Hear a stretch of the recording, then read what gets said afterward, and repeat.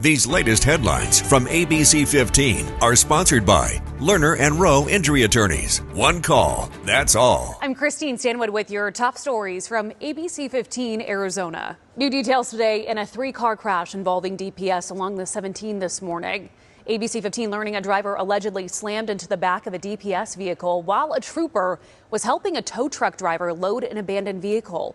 The trooper was not inside the car at the time, and the driver was taken to the hospital with non-life-threatening injuries. We are still working to learn what exactly led up to this crash. Also on the 10, a rollover crash early this morning around 67th Avenue.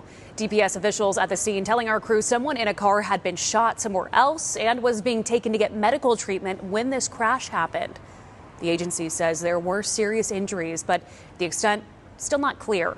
But the crash and the shooting are under investigation. We do want to remind you about Arizona's move over law. In Arizona, all drivers must move over at least one lane as they pass an emergency scene or when you're driving by anyone with flashing lights on the side of the road. Now, if that's not possible with traffic congestion, you do need to slow down. In Phoenix, firefighters are still trying to figure out what caused this garage fire. It happened near 35th Avenue in Dobbins. Firefighters say it appears the fire started on the roof of the home this morning that then burned the garage.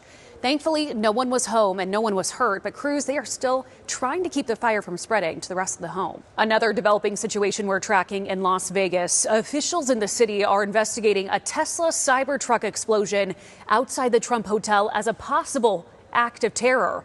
Officials tell ABC News the driver pulled into the valet area and then the truck exploded. Officials say the driver died and 7 people nearby were hurt. Police say until other possibilities are ruled out, they'll treat this as a possible criminal act. People staying at the Trump Hotel have been moved to Resorts World. A bill that will allow Good Samaritans to step up or down into mines for cleanup has just been signed by President Joe Biden. It'll allow local conservation groups, mining companies, and other so-called Good Samaritans to clean up mining sites that threaten our drinking water and safety. The new law includes new legal protections for those groups in hopes of incentivizing them to help out. It is a long time coming. We are grateful that this happened. The mining industry is excited about the prospects.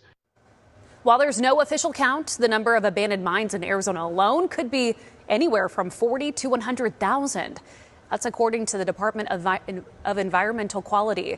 The location of many of them lost to time.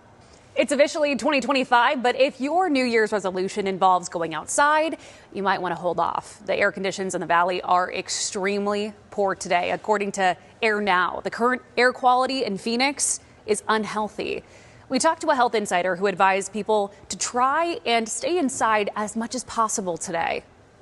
So today we're noticing a particularly bad air quality. If you're someone who has respiratory issues, heart issues, please take note and maybe do your exercise and things inside today and postpone that till the air quality is better. Dr. Johnston also underscored if you have asthma, make sure to bring your inhaler. And if you start getting short of breath, stop what you're doing and seek medical help if your condition doesn't improve.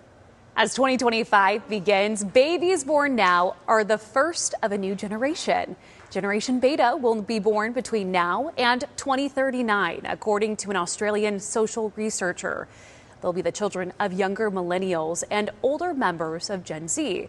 By 2035, Gen Beta is expected to make up 16% of the global population, and many members of them, they are expected to live into the 22nd century. Tracking your forecast, I'm Chief Meteorologist Amber Sellens. We are wrapping up 2024 as the warmest year on record in Phoenix. The overall average temperature, 78.6 degrees, breaking the previous record by over a degree. That is significant as our climate changes. We're seeing it in the numbers. And again, 2024 is going to go down as the warmest year ever recorded in the city of Phoenix. As we kick off 2025, temperatures stay above normal. In fact, tomorrow, 10 degrees above the average with a high of 76 here in Phoenix. Air quality does look to improve, but high pressure is really warming things up in the days ahead. Low pressure tracking to our north over the weekend will help bring these temperatures down a little bit, but no chances for rain or snow across Arizona as that passes by. So we keep this dry forecast going. Phoenix up to a record-breaking 80 degrees on Friday, then a drop to the low to mid 70s over the weekend, bottoming out around 70 degrees for early next week.